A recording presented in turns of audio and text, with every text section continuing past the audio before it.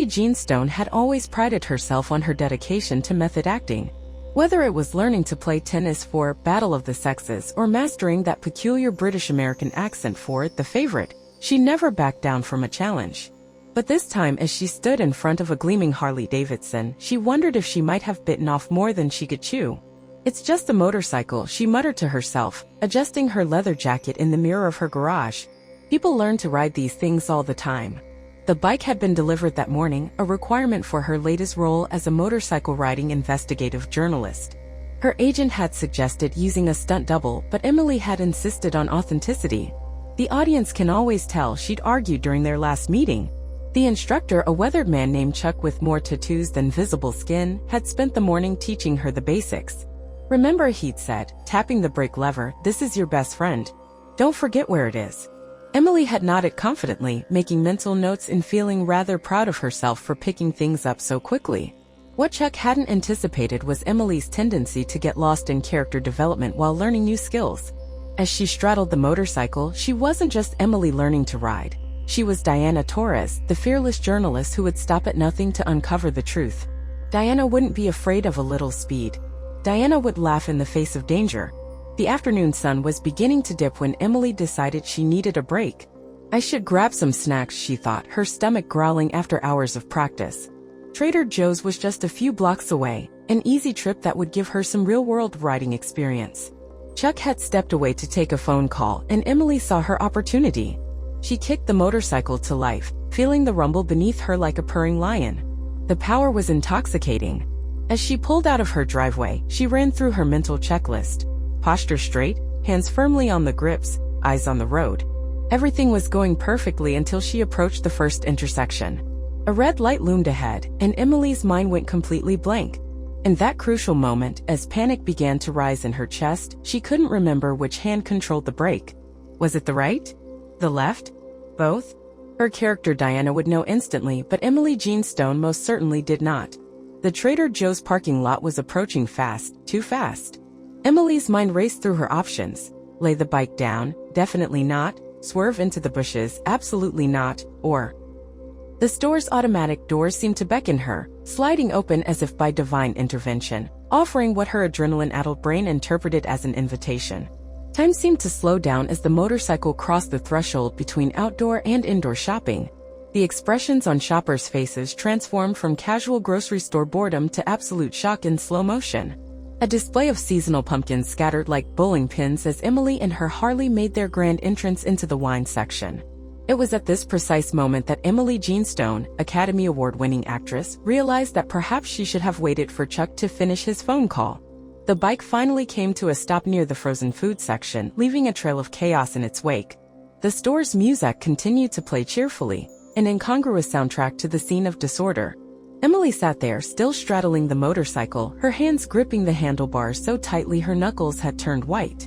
And then she saw them, those beautiful packages of frozen dumplings, perfectly arranged in the freezer case beside her. If she was already here, she might as well make the most of it, right? The frozen food aisle of Trader Joe's had never seen such excitement. Emily Jean Stone, still astride her motorcycle, found herself surrounded by a sea of shocked faces and scattered grocery items. The store's signature Hawaiian shirt-clad employees stood frozen in disbelief, their usual cheerful demeanors temporarily short-circuited by the sight of an A-list actress crash-landing next to the Mandarin Orange chicken. Emily's first coherent thought was, surprisingly, these fluorescent lights are really unflattering. Her second thought was more practical. I should probably turn off the engine. As she did so, the absence of the motorcycle's rumble was filled with the sound of phones being pulled out of pockets and the distinct click-click-click of cameras. A young employee whose name tag read Brandon was the first to approach. "Ma'am," he said, clearly struggling to maintain his professional composure, "can I help you find anything?" The absurdity of his standard customer service response in the situation made Emily burst out laughing, which in turn caused Brandon to crack a smile.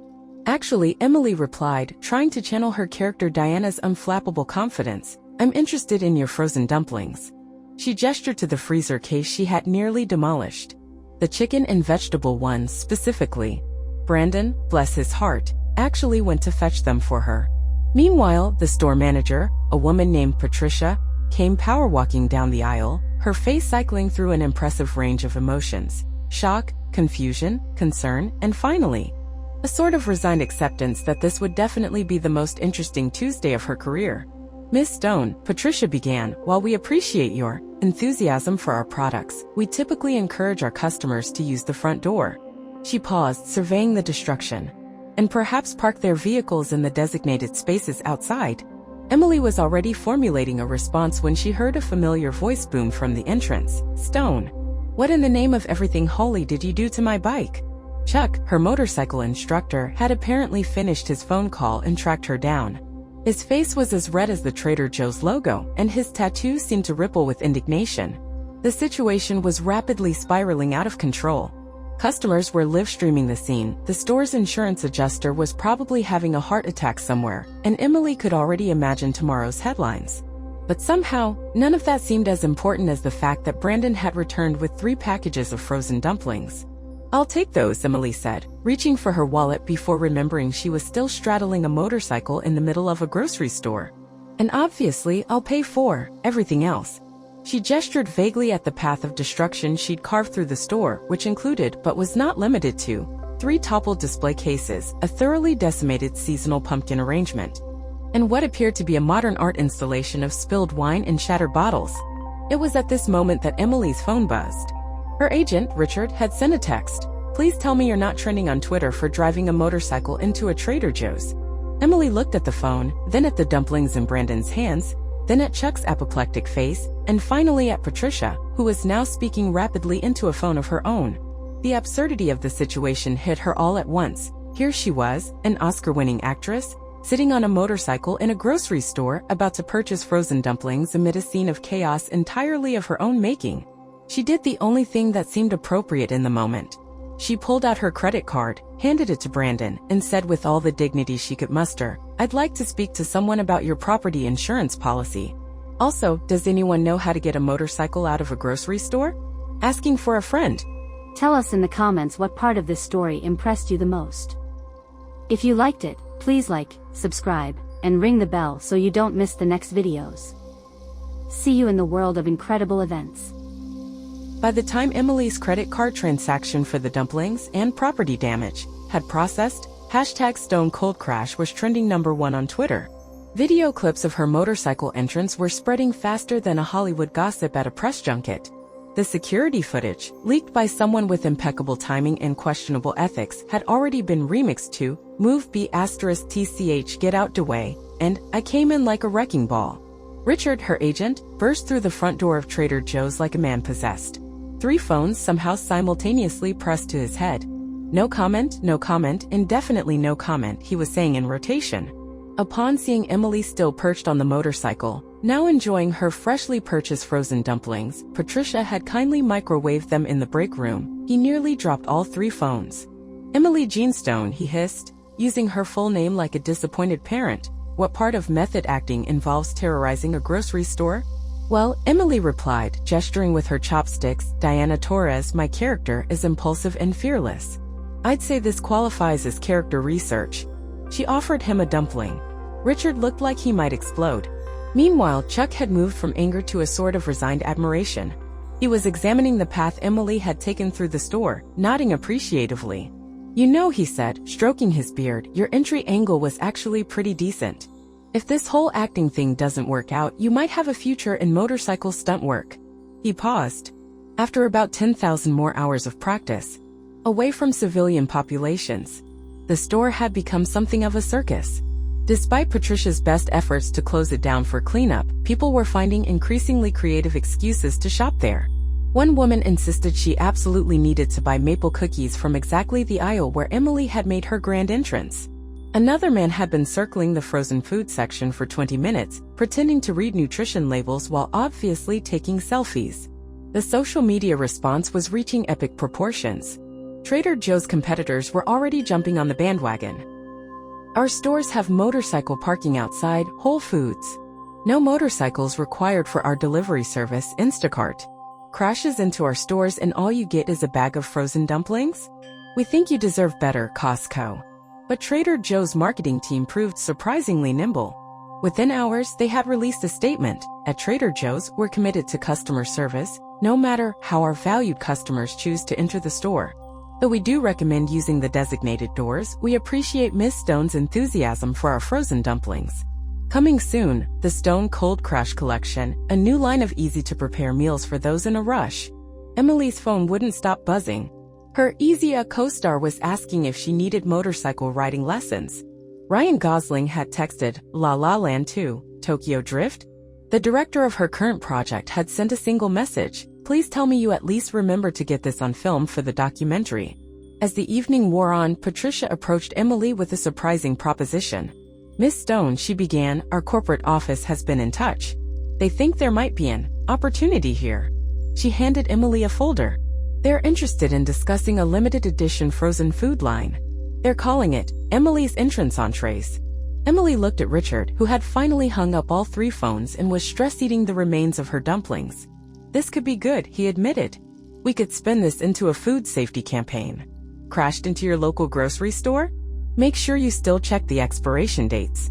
Chuck, who had been measuring tire marks and muttering about trajectory angles, suddenly stood up straight. Hold on, he said. Does this mean I get to taught Emma Stone to crash into Trader Joe's on my resume? The absurdity of the situation had come full circle. What had started as a simple training accident was morphing into a bizarre blend of viral marketing, career opportunity, and what would definitely be a legendary Hollywood story. Emily couldn't help but wonder what Diana Torres, her character, would make of all this. As if reading her mind, Brandon, who had appointed himself her unofficial snack provider, appeared with another microwaved plate of dumplings. You know, he said thoughtfully, I think this might be the first time we've had a celebrity crash into our store. Usually it's just the regular customers who forget where the parking brake is. The next morning, Emily found herself standing behind a podium that had been hastily set up in front of Trader Joe's. Someone had arranged a creative backdrop of their signature paper bags, and there was a suspicious number of frozen dumpling packages arranged artistically on the podium. The press corps had turned out in full force, and more than a few reporters were munching on complimentary dumplings provided by the store's marketing team. Richard had spent the entire night crafting the perfect statement, but Emily had other ideas. As cameras flashed and microphones pointed her way, she cleared her throat and began. So, funny story about method acting. The crowd chuckled. Yesterday, I learned several important lessons.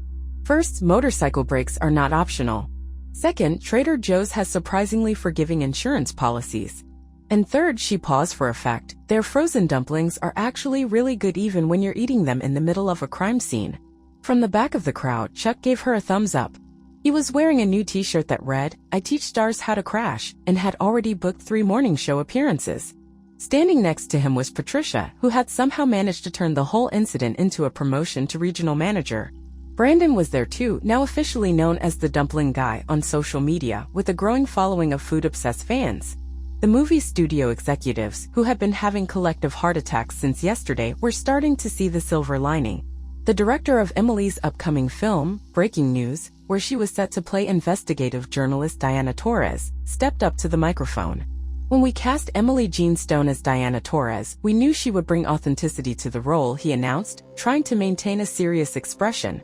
Though we should clarify that in the actual film, Diana primarily investigates corporate corruption, not frozen food quality control. He paused. However, we are pleased to announce that we've added a small scene involving a motorcycle and a grocery store. Art imitating life, if you will. The questions from reporters came rapid fire. Miss Stone, will you be doing your own stunts in the film? Is it true that Trader Joe's is naming a parking spot after you? Can you demonstrate the proper way to not park a motorcycle? Are the dumplings really that good? Emily handled each question with her characteristic wit, though she did decline to demonstrate any more motorcycle maneuvers. Chuck, who had appointed himself her permanent motorcycle safety consultant, looked relieved at this decision. The real surprise came when a representative from the Department of Transportation stepped forward. Miss Stone, she began, we would like to discuss the possibility of you becoming the face of our new motorcycle safety campaign. We're thinking of calling it, Even Oscar Winners Need Driving Lessons. Meanwhile, social media had evolved from mere memes to something more substantial. #Stone Cold Crash had inspired a wave of motorcycle safety awareness posts, mixed with reviews of Trader Joe's frozen dumplings. Someone had started a Rate My Grocery Store Entrance challenge, though thankfully most participants were using conventional doors. As Emily wrapped up the press conference, she noticed something unexpected. The incident, chaotic as it was, had somehow made her feel more connected to her character, Diana Torres. After all, Diana was someone who would crash through barriers to get to the truth. Emily had just crashed through automatic doors to get to frozen dumplings, but the principle was similar, sort of. Brandon, who had become something of a constant presence, appeared at her side with yet another plate of dumplings. "You know," he said, "I think you've single-handedly increased our dumpling sales by 300%. Corporate is talking about installing a motorcycle drive-thru." Emily laughed, but then noticed he wasn't actually joking. On the wall behind him was a blueprint titled Stone Express Lane, Motorcycle Entrance Planning Preliminary Draft. The Hollywood premiere of Breaking News was unlike any other. Instead of the traditional red carpet, Trader Joe's had supplied their signature rustic floor tiles, creating what the media dubbed the dumpling carpet. Guests arrived to find Hawaiian shirt-clad valets and gift bags containing, among other things, frozen dumplings in custom-designed insulated containers. Emily Jean Stone arrived on a motorcycle, properly operated this time, thanks to Chuck's intensive training program. She pulled into a specially designated spot marked with a custom sign, reserved for emergency dumpling runs only. Chuck, now a celebrated motorcycle safety guru with his own reality TV show, Stars in Cars Getting Safety Tips, stood nearby, beaming with pride. The film itself had become something of a legend even before its release. The added scene, where Diana Torres makes an unconventional entrance into a grocery store while pursuing a lead, brought the house down. The audience's knowing laughter was punctuated by appreciative applause when the scene ended with Diana buying dumplings before rushing off to crack her case. Brandon, who had parlayed his dumpling guy fame into a position as Trader Joe's Chief Innovation Officer, had overseen the development of the entire Stone Cold Crash product line. The collections included not just the original dumplings, but also emergency brake, fast burritos, crash course coffee beans, and parking lot pot stickers. Each package featured a tiny motorcycle icon and the tagline "Worth breaking down doors for, please use actual door." Patricia's regional management had expanded to include a new role, Director of Unexpected Celebrity Incidents. She developed a comprehensive training program for all Trader Joe's employees, which included sections on maintaining composure during A-list accidents and emergency product recommendations for crashed celebrities. The Department of Transportation's motorcycle safety campaign had exceeded all expectations. The PSAs, featuring Emily recreating her famous crash in controlled conditions with extensive disclaimers, had actually led to a measurable increase in motorcycle safety course enrollments. Chuck's catchphrase, "Don't pull a stone, learn to brake first," had entered the national lexicon. As Emily sat in the premiere's after-party, hosted naturally at the very same Trader Joe's she had crashed into, now featuring a commemorative plaque and a museum-style outline of the motorcycle's path through the store, she reflected on how one moment of panic had transformed into something unexpectedly meaningful. Richard, who had finally stopped carrying 3 phones and was down to a more reasonable 2, joined her at a table decorated with artfully arranged produce. "You know," he said, "most people would have tried to bury this story. But you somehow turned it into this." He gestured at the surrounding celebration, where Hollywood executives mingled with grocery store employees and motorcycle safety instructors chatted with food critics. "Method acting works in mysterious ways," Emily replied, sampling from a plate of the famous dumplings. Diana Torres would have owned her mistakes and found the story within them. "I just followed her lead." Chuck, who was signing copies of his new book, From Oscar Gold to Road Rules, A Celebrity's Guide to Not Crashing, stopped by their table. "Ready for your advanced motorcycle license test next week?" he asked. "No pressure, but I've got a waiting list of actors who want to learn the Stone method of vehicle control." Emily laughed, but her attention was drawn to a young woman carefully parking a motorcycle outside. The rider removed her helmet to reveal a teenage girl who then proceeded to walk, very normally, through the front door to buy groceries. "Now that," Emily said, pointing, "is what success looks like." The store's intercom crackled to life with Brandon's voice. "Attention shoppers, we're about to begin our hourly reenactment of the Stone incident. Please clear aisle 3 and prepare for sound effects." As always, no actual motorcycles will be harmed in this performance. As the famous security footage played on screens throughout the store, accompanied by Brandon's enthusiastic narration and a surprisingly good musical score, Emily couldn't help but smile. Sometimes the best stories came not from perfectly executed plans, but from those moments when everything went wonderfully wrong. Richard raised his glass of Crash Course coffee in a toast. To Emily Jean Stone, he announced, "The only person I know who could turn a motorcycle accident into an empire." "No," Emily corrected him, raising her own glass to Diana Torres, who taught me that sometimes the best journalistic technique is to crash right through the front door, metaphorically speaking, of course. And somewhere in the back of the store, next to a perfectly preserved display of frozen dumplings, a small sign read, "Warning, motorcycles should be parked outside. But if you must crash in, please try our dumplings. They're crash-tested and Stoner-approved." Tell us in the comments what part of this story impressed you the most. If you liked it, please like, subscribe, and ring the bell so you don't miss the next videos. See you in the world of incredible events.